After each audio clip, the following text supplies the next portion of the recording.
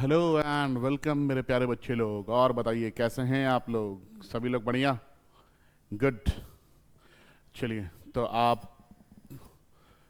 लोगों को हम पढ़ा रहे थे मैथमेटिकल टूल्स, जो कि मैंने बताया फिजिक्स पढ़ने के लिए ये टूल्स काफ़ी ज़रूरी है, जिसमें हम लोग लिमिट पढ़े, डिफरेंशिएशन पढ़े, और हम लोगों ने इंटीग्रेशन का भी टॉपिक स्टार्ट किया, और हम लोगों ने इंटीग्रेशन का एक लेक्चर भी कंप्लीट किया। ठीक है, और मैंने बिल्कुल बेसिक बताया है अभी आप लोगों को। तो जो बेसिक है, जो कि हमसे पूछा जाता है, जो हमारे एग्जाम्स में आते हैं, वो मैंने आप लोगों को बताया है। ठीक है, अब हम लोग अपने टॉपिक को आगे बढ़ाएंगे और कुछ आगे की चीज़ों को हम लोग सीखेंगे। ठीक है, तो आज हम लोग पहले जो है कुछ इंपॉर्टेंट फॉर्मूला देखेंगे, है ना। तो हम लोग देखेंगे सम इंपॉर्टेंट फॉर्मूलाज।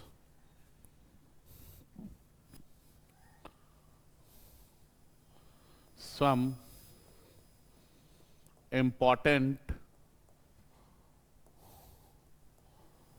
फॉर्मूले, कुछ इंपॉर्टेंट फॉर्मूले देखेंगे हम लोग, और उसके बाद फिर हम लोग आगे बढ़ेंगे, है ना। ठीक है, देखिए मैंने आप लोगों को डिफरेंशिएशन का बहुत सारा फार्मूला बताया था, इंटीग्रेशन का भी आज फार्मूला बताएंगे, लेकिन आज हम करेंगे क्या कि आप लोगों को दोनों फार्मूला एक साथ बताएंगे। ठीक है, इंटीग्रेशन एंड डिफरेंशिएशन दोनों का फार्मूला एक साथ बताएंगे, ताकि आप वहां पे डिफरेंशिएट कर सकें। ठीक है, तो हम लोग एक तरफ डिफरेंशिएशन लिखेंगे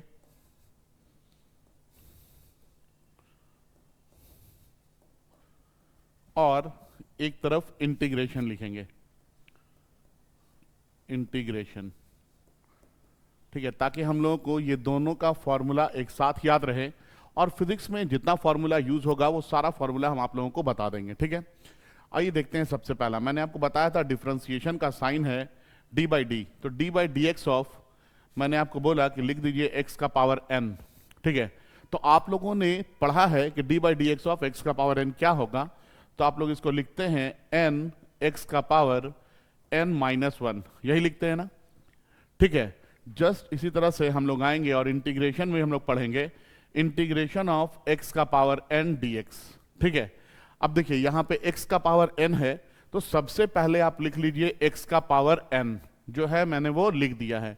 एक्स का पावर एन हम लोगों ने लिख लिया, और इस एक्स के पावर एन में अब हम लोग कितना ऐड करेंगे? डिफरेंशिएशन में -1 करते थे, इंटीग्रेशन में +1 करेंगे। ठीक है, और इसके बाद जो भी पावर आ जा रहा है n+1, इस n+1 से हम लोग क्या करेंगे? डिवाइड कर देंगे। ठीक है, यहां पे n से मल्टीप्लाई कर रहे थे, और यहां पे n+1 से हमने इसको क्या कर दिया है? डिवाइड कर दिया है। ओके, इसके बाद आगे बढ़ेंगे, दूसरा फॉर्मूला देखेंगे। हम लोगों ने पढ़ा है d by d x of sine x. Sine x का हमने डिफरेंशिएशन पढ़ा है बच्चों, जिसको हम बोलते हैं कॉस एक्स। साइन एक्स का डिफरेंशिएशन कितना बताए हैं? Cos x. जस्ट इसी तरह से हम लोग इंटीग्रेशन पढ़ेंगे साइन एक्स का, और साइन एक्स डी एक्स जो होता है ये बराबर होता है माइनस ऑफ कॉस एक्स। कितना होता है? Minus of cos x. तो याद रखना है साइन एक्स का डिफरेंशिएशन है कॉस एक्स, और साइन एक्स का इंटीग्रेशन क्या है? Minus of cos x. ठीक है, जस्ट इसी तरह से मैंने आपको बताया था कि अगर आपको दे दिया जाए D by d x of sine a x, तो आप इसको लिखते हैं ए कॉस ए एक्स, यही लिखते हैं ना, ए कॉस ए एक्स। अगर हम आपको ये दे दें कि बताइए बच्चों integration of sine a x, तो आप क्या लिखेंगे? साइन ए एक्स का इंटीग्रेशन। अब देखेंगे यहां पे साइन के लिए हम लोग को माइनस कॉस लिखना है, तो हम लोग माइनस कॉस लिखेंगे। ए एक्स है तो पूरा ए एक्स लिखेंगे, और होल डिवाइडेड बाय जो भी कांस्टेंट है उससे हम क्या करेंगे? डिवाइड कर देंगे। ठीक है, तो इसका एग्जांपल एक देख लेते हैं हम लोग, है ना। इसका एग्जांपल देख लेते हैं। अगर हमको दे दिया गया है कि integration of sine 7x dx, तो इसका एग्जांपल हम क्या लिखेंगे? इसका आंसर क्या हो जाएगा? साइन के लिए क्या लिखना है? माइनस कॉस, तो माइनस कॉस लिख दिए। यहां पे 7x प्रेजेंट है, तो यहां भी क्या लिखेंगे? 7x लिखेंगे, और जो भी कांस्टेंट है इस कांस्टेंट से हम क्या करेंगे? डिवाइड करेंगे। डिफरेंशिएशन में इसी कांस्टेंट से मल्टीप्लाई कर रहे थे, और इंटीग्रेशन में इसी कांस्टेंट से हम क्या करेंगे? डिवाइड करेंगे। ठीक है, इतना दूर क्लियर है आप लोगों को? आगे बढ़ते हैं, है ना।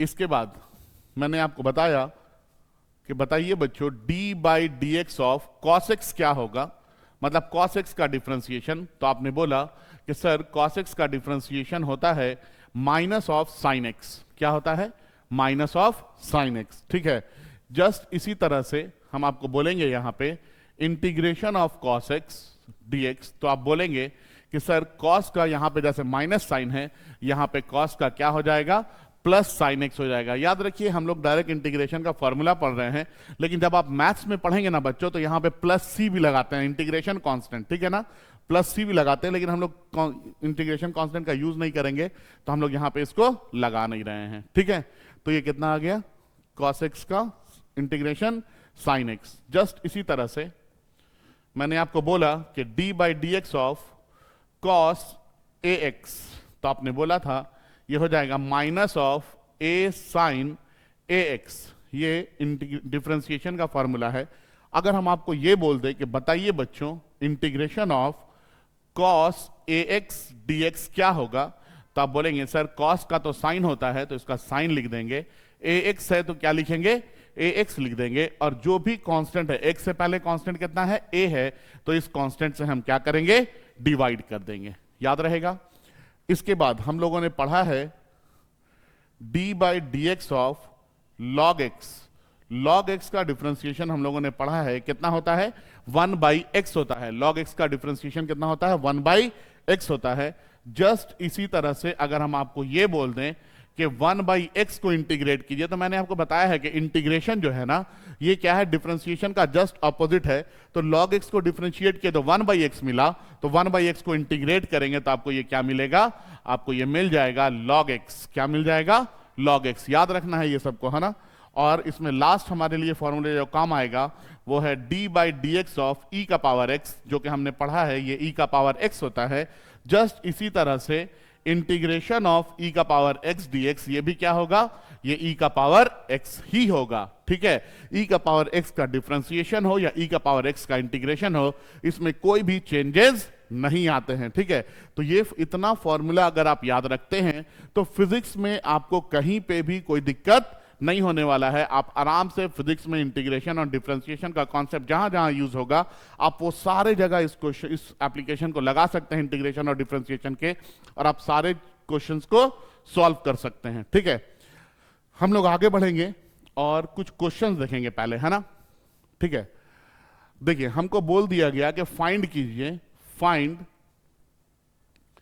Integration of y dx if, और हमको वैल्यू दे दिया गया कि y का जो वैल्यू है ये है sine 4x minus 3x square plus 2, ये इस तरह से दे दिया गया है। तो आप देखेंगे कि यहां पे अलग अलग फंक्शंस हैं और हमको इसको इंटीग्रेट करने के लिए बोला गया है, तो हम बोलेंगे कि आराम से इंटीग्रेट हो जाएगा। हम लोग इसको निकालेंगे, integration of y dx this is equal to integration of y के जगह हमको क्वेश्चन में क्या दिया गया है, हमको क्वेश्चन में दिया गया है sine 4x minus 3x square plus 2 into dx, ये दिया गया है। ठीक है, अब हम इससे क्या करेंगे, मल्टीप्लाई करेंगे। इससे मल्टीप्लाई करेंगे तो ये आ जाएगा integration of sine 4x into dx, फिर माइनस, फिर इससे मल्टीप्लाई करेंगे integration of 3x square into dx plus integration of 2 dx। कोई दिक्कत नहीं है। इसी चीज को हम दोबारा से लिखेंगे, integration of sine 4x dx minus, यहां 3 कांस्टेंट है, 3 को पहले बाहर निकाल लेंगे, ये आ जाएगा x स्क्वायर dx प्लस यहां 2 कांस्टेंट है, 2 को बाहर निकाल लेंगे, ये आ जाएगा इंटीग्रेशन ऑफ dx। ठीक है, सबसे पहले एकदम अलग अलग मल्टीप्लाई करके कर देना है ना, जिससे कि हमारा क्वेश्चन में कहीं पे कंफ्यूजन नहीं रहेगा। अब बताइए साइन 4x के लिए हम लोग क्या लिखेंगे, तो मैंने अभी जस्ट बताया कि साइन का क्या होता है, माइनस कॉस होता है, तो इसके लिए क्या लिखेंगे, माइनस ऑफ कॉस 4x, और जो भी कांस्टेंट आ रहा है इस कांस्टेंट से क्या करना है, डिवाइड कर देना है, तो minus of cos 4x by 4 हो जाएगा।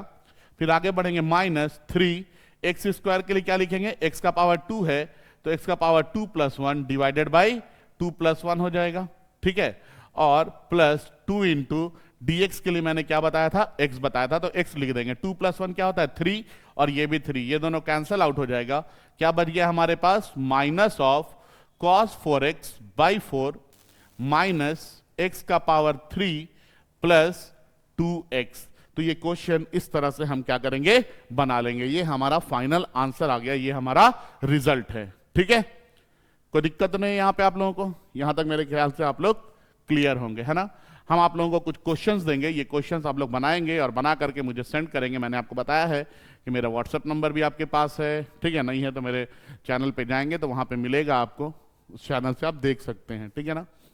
इसके बाद होमवर्क के लिए कुछ क्वेश्चन है, आपको दे दिया गया है e का power x minus 1/x plus cos 6x, ये क्वेश्चन बनाएंगे आप लोग, ठीक है? आपको दे दिया गया है y इज इक्वल टू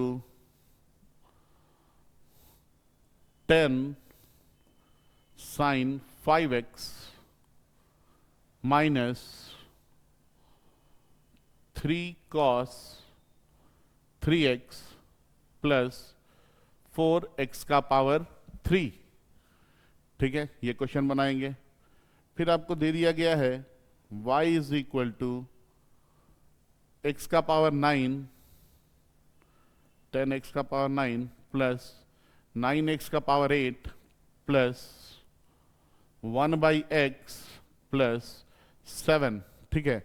ये क्वेश्चन है। तो इतने क्वेश्चंस को आप लोग क्या करेंगे? होमवर्क में बनाएंगे, ठीक है ना? ये बना लेंगे तो इस तरह का क्वेश्चन आपको मिलेगा। तो आप लोग को ऐसा कभी नहीं लगेगा फिजिक्स में कि हमारे हमको ये नहीं मिला या हमने इस तरह के क्वेश्चंस नहीं बनाए हैं, ठीक है? ये क्वेश्चन आपका बनाया हुआ होगा तो आप आसानी से अपने फिजिक्स में जब पढ़ रहे होंगे फिजिक्स का टॉपिक में, तो आसानी से आप कहीं पे भी इंटीग्रेट और डिफरेंशिएट कर सकेंगे, ठीक है? ये तो हमने जो बताया है तो ये इंटीग्रेशन का बिल्कुल बेसिक है। इंटीग्रेशन में बच्चों हमको एक और पार्ट पढ़ना है जो कि बहुत ज्यादा इंपॉर्टेंट है, और ये पार्ट का नाम है डेफिनेट इंटीग्रल्स। क्या नाम है? Definite integrals. और इसका यूज बहुत ज्यादा है, ठीक है ना? डेफिनेट इंटीग्रल्स, इसका यूज क्या है? बहुत ज्यादा है, ठीक है? आइए देखिए समझते हैं यहां पे कि क्या होगा, है ना? मान लेते हैं, देखिए मान लीजिए कि मैंने यहां पे एक स्क्वायर बना दिया। क्या बना दिया? स्क्वायर बना दिया जिसका साइड कितना है? a है। मैंने पूछा कि बताइए बच्चों इसका एरिया क्या होगा, तो आप तुरंत बोल देंगे ना सर इसका एरिया तो साइड स्क्वायर होगा, मतलब a स्क्वायर होगा। हम बोलेंगे हाँ ठीक है, वेरी गुड। फिर मैंने आपको बोला कि बच्चों यहां पे एक रेक्टेंगल बना दिया है, ठीक है, जिसका लेंथ l है और विड्थ कितना है? b है। इसका एरिया क्या होगा? तब बोलेंगे सर इसका एरिया भी बहुत आसान है, इसका एरिया क्या हो जाएगा? लेंथ इंटू ब्रेथ हो जाएगा। मैंने बोला हाँ ठीक है, वेरी गुड, बहुत अच्छा। फिर मैंने आपको बोला कि बच्चों हमने यहां पे एक सर्कल बना दिया है, ठीक है? यहां पे हमने एक क्या किया है? सर्कल बनाया है जिसका रेडियस कितना है? r है इस सर्कल का। मैंने बोला कि इसका एरिया बताइए, तो आपने बोला सर ये बहुत आसान है, इसका एरिया भी हम आसानी से बना देंगे, और ये कितना बोलेंगे? पाई आर स्क्वायर बोलेंगे। तो आप लोगों को इसका एरिया बनाने निकालने में कोई भी दिक्कत नहीं होगा। लेकिन अगर ऐसा कुछ हो जाए बच्चों, मान लीजिए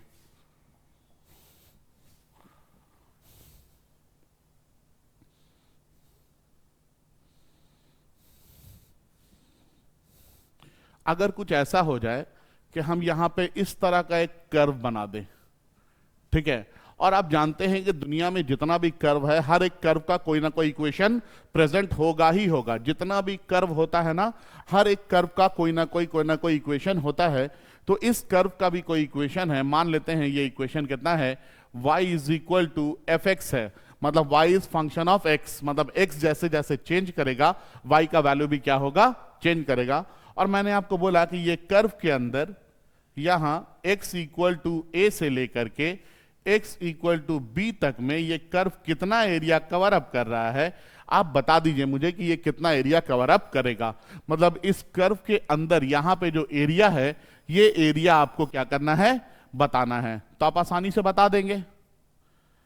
अब आप सोचेंगे सर ये तो ना ही स्क्वायर है, ना ही रेक्टेंगल है, ना ही सर्कल है, ये सब रहता तो हम क्या करते? आपको हम एरिया बता देते। लेकिन यहां तो इस तरह का कर्व है, और ये कर्व अगर है तो इससे एरिया निकालना हमारे लिए थोड़ा सा दिक्कत होगा। तो हम बोलेंगे देखो बच्चों ऐसा है कि यहां से भी एरिया निकालना जो है ना, ये बहुत आसान है। तो आप बोलेंगे कैसे सर? तो हम बोलेंगे कि देखिए ऐसा है कि ये एरिया तो बहुत बड़ा है, तो आप बोलेंगे हाँ, हम बोलेंगे पहले इसको डिफरेंशिएट कर दो। डिफरेंशिएट कर दो मतलब इसको क्या कर दो, छोटा कर दो, ठीक है।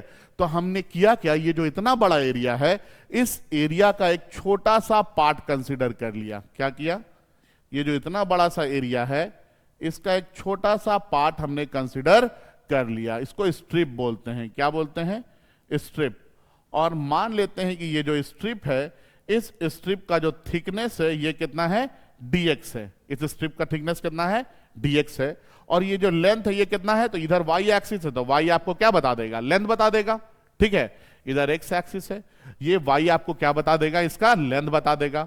अब देखिए, अगर आप देखेंगे गौर से, तो ये जो स्ट्रिप मैंने बनाया है, ये स्ट्रिप आपको एक छोटा पतला दुबला सा एक रेक्टेंगल लग रहा होगा ना, हाँ या ना। आप ये स्ट्रिप देखिए, ये स्ट्रिप आपको एक पतला दुबला सा रेक्टेंगल लग रहा होगा। अगर आपसे पूछे कि इस रेक्टेंगल का एरिया बताइए, तो ये एरिया बताना आपके लिए काफी आसान है। तो अगर हम आपसे पूछ दे कि बताइए बच्चों, एरिया ऑफ स्ट्रिप क्या होगा, एरिया ऑफ स्ट्रिप, तो आप बोलेंगे सर ये तो बहुत आसान है। मान लीजिए कि ये डीए है, ये एक रेक्टेंगल दिख रहा है जिसका लेंथ हमने बोल दिया है y है, और जिसका विड्थ हमने बोल दिया है कितना है, dx है। हम बोले हाँ बहुत अच्छा, एकदम सही बोल रहे हैं आप लोग। फिर आपने बोला कि dA इज इक्वल टू, ये y के जगह हमको दिया गया है कि ये फंक्शन ऑफ x है, तो हमने बोला ठीक है, लिख दीजिए y के जगह फंक्शन ऑफ x इंटू क्या हो जाएगा, dx। तो आपने यहां पे ये जो एरिया है, ये इस स्ट्रिप का एरिया निकाल दिया है, ठीक है। और ये स्ट्रिप क्या है, इस पूरे एरिया का एक छोटा सा पार्ट है, हाँ या ना। अब देखिए, मैंने बोला था डिफरेंशिएशन करेंगे तो बड़ी चीज को छोटा कर देंगे, और अगर हमको बड़ा करना है इसी चीज को, तो उसके लिए क्या कॉन्सेप्ट यूज करते हैं। मैंने आपको बताया है कि किसी भी छोटी चीज को अगर आपको बड़ा करना है, तो छोटी चीज को बड़ा करने के लिए बच्चों आपको क्या करना पड़ेगा, इंटीग्रेट करना पड़ेगा। तो अब हम क्या करेंगे, इसको इंटीग्रेट करेंगे। क्यों, क्योंकि हमको जो एरिया निकालना है, ये बड़ा एरिया निकालना है, हाँ या ना। तो हम बोलेंगे कि नाउ इंटीग्रेटिंग, तो आप बोलेंगे ठीक है सर, इंटीग्रेट कर दीजिए। हम बोले हाँ कर देते हैं। तो आपने बोला कर दीजिए, इंटीग्रेशन ऑफ डीए this is equal to integration of f x into d x. लेकिन बच्चों यहां पे कुछ कंडीशन लगा हुआ है। क्या कंडीशन लगा हुआ है, ये बोल रहा है कि ये जो एरिया का, ये जो एक्स का वैल्यू है, मिनिमम कितना होना चाहिए, ए होना चाहिए, और मैक्सिमम कितना होना चाहिए, बी होना चाहिए। मतलब ए से वैल्यू कम नहीं होना चाहिए और बी से वैल्यू ज्यादा नहीं होना चाहिए। कंडीशन लग गया ना यहां पे।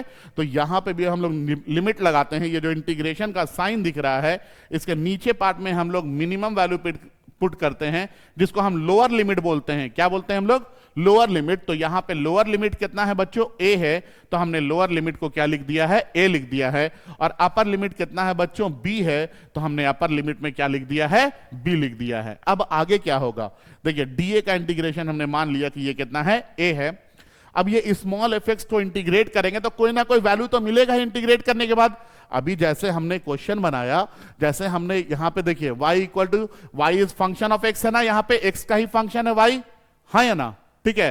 तो इसको तो fx बोल सकते हैं एक तरह से हम लोग। अब जब हम इस fx को इंटीग्रेट किए तो हमको ये फाइनल में कुछ ना कुछ हमको आंसर मिला है ना, मिला है कि नहीं, मिला है। बिल्कुल जस्ट इसी तरह से जब हम इस fx को यहां पे इंटीग्रेट करेंगे तो फाइनल में कुछ ना कुछ आंसर मिलेगा।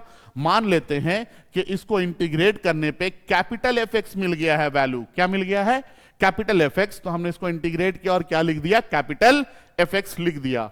और इसके बाद यहां पे हम लगाएंगे एक स्क्वायर ब्रैकेट। क्या लगा देंगे, स्क्वायर ब्रैकेट, या जिसको आप लोग बोलते हैं बिग ब्रैकेट। क्या बोलते हैं, बिग ब्रैकेट लगाए। और इस ब्रैकेट के नीचे में लोअर लिमिट लिखेंगे जो कि ए है, लिख दिए। और ऊपर में अपर लिमिट लिखेंगे जो कि क्या है, बी है। इसको भी हमने क्या किया, लिख दिया। अब आगे क्या करना है सर, अब आगे बहुत आसान हो गया हमारा काम, ठीक है। अब देखिए यहां पे करेंगे क्या, ए इज इक्वल टू, अब समझिए x के जगह ना पहले अपर लिमिट पुट करेंगे, फिर माइनस साइन लगाएंगे, और फिर x के जगह फिर लोअर लिमिट पुट करेंगे। क्या बोला मैंने, ये जो x है, x के जगह पहले अपर लिमिट पुट करेंगे, फिर माइनस, फिर क्या करेंगे, लोअर लिमिट। तो हम इसको लिख सकते हैं f, और अपर लिमिट कितना है बाबू, b है, तो लिखेंगे b, तो कुछ ना कुछ वैल्यू आएगा, माइनस, फिर f, और x के जगह आप क्या करेंगे, पहले अपर लिमिट लगा दिए b और फिर अपर लिमिट लोअर लिमिट लगा दिए a, तो ये जो है ये आपका आंसर आ जाएगा। ठीक है, इसको बोलते हैं हम लोग डेफिनेट इंटीग्रल, मतलब हम यहां पे किसी रेंज में इंटीग्रेट करते हैं। ठीक है ना, ऐसा नहीं कि कहीं से कहीं तक, अपना कुछ रेंज है, इस रेंज में ही हमको क्या करना है, इंटीग्रेट करना है। आप लोग पढ़े होंगे क्वेश्चन, आप लोगों को बताया जाता है कि मान लीजिए डिस्प्लेसमेंट इतना है तो टाइम 0 से लेकर 3 सेकंड तक में बताइए कितना डिस्प्लेसमेंट होगा। ठीक है, तो हम लोग वहां पे उस तरह के क्वेश्चंस को हम लोग क्या कर सकते हैं, आराम से सॉल्व करके निकाल सकते हैं। आइए देखते हैं इसका कुछ क्वेश्चन, है ना। हमको बोला गया कि सॉल्व कीजिए, सॉल्व, क्या सॉल्व कीजिए, हमको दे दिया गया इंटीग्रेशन ऑफ x का पावर 3 dx, x का मिनिमम वैल्यू बोला गया 1 है और मैक्सिमम वैल्यू बोला गया कितना है, 3 है। ठीक है, मिनिमम वैल्यू 1 है और मैक्सिमम वैल्यू कितना है, 3 है। मैंने बोला कि आप लोग इसको इंटीग्रेट कर सकेंगे, आप बोले हाँ सर कर सकेंगे। सिंपल, देखिए ये 1 और 3 देख के डरना नहीं है, पहले मैंने जो इंटीग्रेशन सिखाया है आपको वो इंटीग्रेशन लगाना है। तो x का पावर 3 अगर है तो आप इसको इंटीग्रेट करेंगे तो क्या लिखेंगे, x का power 3 plus 1 divided by 3 plus 1, यही करेंगे। और इसके बाद मैंने क्या बोला है कि यहां पे लगा दीजिए एक स्क्वायर ब्रैकेट, और स्क्वायर ब्रैकेट के नीचे में लोअर लिमिट लिखेंगे और ऊपर में हम लोग क्या लिखेंगे, अपर लिमिट लिखेंगे। ठीक है, तो ऊपर में अपर लिमिट कितना है, 3 है तो 3 लिख दिए। ये x का पावर 3 प्लस 1 कितना हो जाएगा, ये हो जाएगा x का पावर 4 डिवाइडेड बाई 3 प्लस 1 कितना हो जाएगा, 4, और फिर स्क्वायर ब्रैकेट लगा के लोअर लिमिट कितना है 1, तो 1 लिखेंगे, और अपर लिमिट 3 है तो क्या लिखेंगे, 3।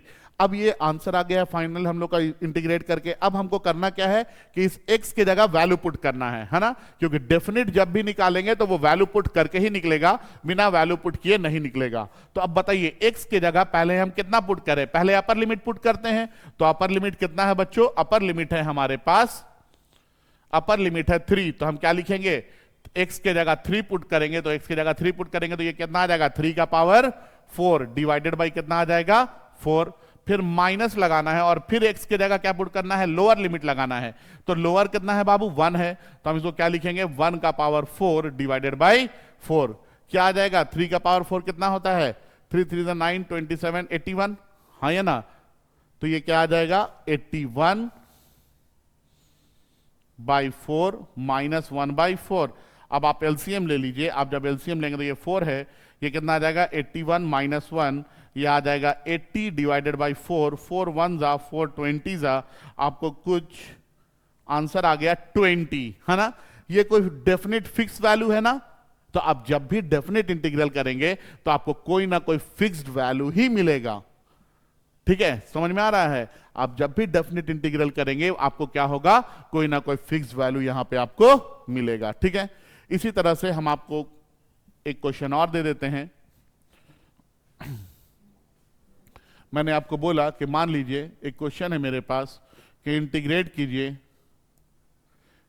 3x का power 2 plus 2x plus 9 into dx, और x का वैल्यू मिनिमम वैल्यू मान लेते हैं 0 है और मैक्सिमम वैल्यू मान लेते हैं कि 4 है।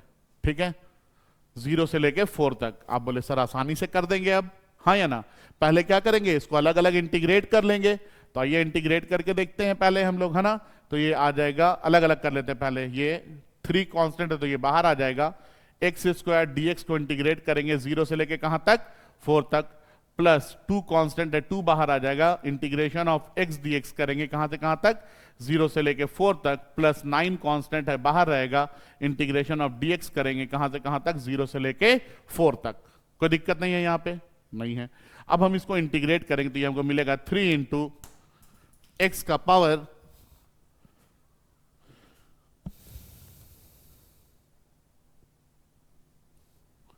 3 इंटू एक्स का power 2 plus 1 divided by 2 plus 1, यही आ जाएगा कहां से कहां तक, 0 से लेके 4 तक, प्लस 2 इंटू एक्स का power 1 plus 1 divided by 1 plus 1 कहां से कहां तक, 0 से लेके 4 तक, प्लस 9 इंटू डी एक्स का x आ जाएगा कहां से कहां तक, 0 से लेके 4 तक। अब आप बताएंगे क्या आ जाएगा, ये आ जाएगा 3 इंटू एक्स का पावर 3 बाई 3 कहां से कहां तक, 0 से लेके 4 तक, plus 2 into x square by 2 कहां से कहां तक, 0 से लेके 4 तक, प्लस 9 इंटू एक्स कहां से कहां तक, 0 से लेके 4 तक। ये 3 और ये 3 कट जाएगा, ये 2 और ये 2 कट जाएगा। आपको मिलेगा बच्चों x का पावर 3 0 से लेके 4 तक, प्लस एक्स स्क्वायर 0 से लेके 4 तक, प्लस 9x 0 से लेके 4 तक। ये हमने क्या किया, इंटीग्रेट करके वैल्यू निकाल लिया। अब हमको क्या करना है, अब हमको सिंपल सा एक ही काम करना है, x के जगह upper limit minus lower limit. तो अपर लिमिट पुट करेंगे, कितना आ जाएगा, 4 का पावर 3 माइनस फिर 0 का पावर 3, प्लस यहां पे आ जाएंगे 4 का पावर 2 माइनस 0 का पावर 2, प्लस 9 इंटू 4 माइनस 0, 4 का पावर 3 कितना आ जाएगा, 64, ठीक है, प्लस 0, इसको लिखेंगे नहीं तभी काम चलेगा, सीधे इसको लिख देते हैं, कितना आ जाएगा, 4 का स्क्वायर 16 और 9 इंटू 4 कितना हो जाएगा, 9 4 36 हो जाएगा, ठीक है। आप जब इसको ऐड कर लेंगे तो ये कितना आ जा रहा है, 116 आ जा रहा है आपका आंसर, ठीक है। तो इस तरह से हम करते क्या है, इसको इंटीग्रेट करते हैं, समझे बात को। इसी में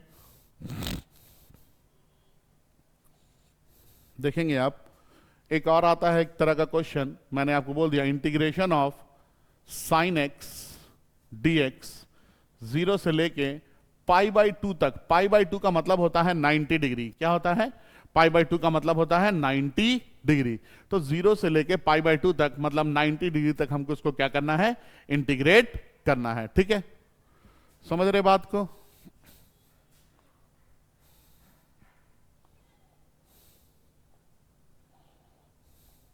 आइए देखते हैं। तो इसको हम इंटीग्रेट करेंगे तो साइन का इंटीग्रेशन आप लोग जानते हैं क्या होगा, आप बोलेंगे सर साइन के लिए माइनस कॉस लिख देना है, 0 से लेके कहां तक, पाई बाई 2 तक, ठीक है। अब करेंगे क्या कि x की जगह पहले अपर लिमिट पुट करेंगे माइनस लोअर लिमिट। आप अगर ऐसा नहीं करना चाहता, आप एक और काम कर सकते हैं, यहां से अगर माइनस हटाना है ना तो आप लिमिट को इंटरचेंज कर सकते हैं। देखिए अगर हमको माइनस हटाना है तो यहां से हम माइनस हटा देंगे तो ये माइनस हट गया, लेकिन ऐसे नहीं हटेगा, ये लिमिट को इंटरचेंज करना होगा। जो लोअर लिमिट है इसको ऊपर में लिखना होगा और जो अपर लिमिट है उसको कहां लिखना होगा, नीचे में लिखना होगा, ठीक है। तो अब आप इसको लिख सकते हैं कॉस एक्स के जगह अब अपर कितना आ गया, 0 माइनस कॉस कितना आ जाएगा, पाई बाई 2। कॉस 0 का वैल्यू आप जानते हैं, कॉस 0 का वैल्यू कितना होता है, 1, और कॉस पाई बाई 2 का वैल्यू कितना होता है, 0। तो 1 माइनस 0 कितना आ जाएगा, 1। तो आप साइन एक्स को अगर 0 से पाई बाई 2 के बीच में इंटीग्रेट करेंगे तो ये वैल्यू आपको कितना मिल जाएगा बच्चों, 1 मिल जाएगा, ठीक है। तो इस आप देखेंगे इंडेफिनिट में जो भी आंसर निकाले हैं सारे में कोई ना कोई फिक्स वैल्यू मिला है। जो भी आंसर मैंने निकाला है, यहां पे आप देखिए 116 मिला है, यहां पे आपने देखा कि 1 मिला है। इससे पहले हमने एक क्वेश्चन किया था यहां पे, तो यहां पे हम लोगों को वैल्यू 20 मिला था। तो कोई ना कोई फिक्स वैल्यू मिल रहा है। और याद रखिएगा कि डेफिनेट इंटीग्रल्स जो होगा, ये डेफिनेट इंटीग्रल्स में आपको हर बार कोई ना कोई फिक्स वैल्यू ही मिलेगा, ठीक है। हम आप लोगों के लिए कुछ क्वेश्चन लिख रहे हैं होमवर्क में, आप लोग इस क्वेश्चंस को सॉल्व करेंगे और बना करके मुझे भेजेंगे, ठीक है। इंटीग्रेशन ऑफ x का पावर 3 dx 0 से लेकर के 2 तक। नंबर 2 है इंटीग्रेशन ऑफ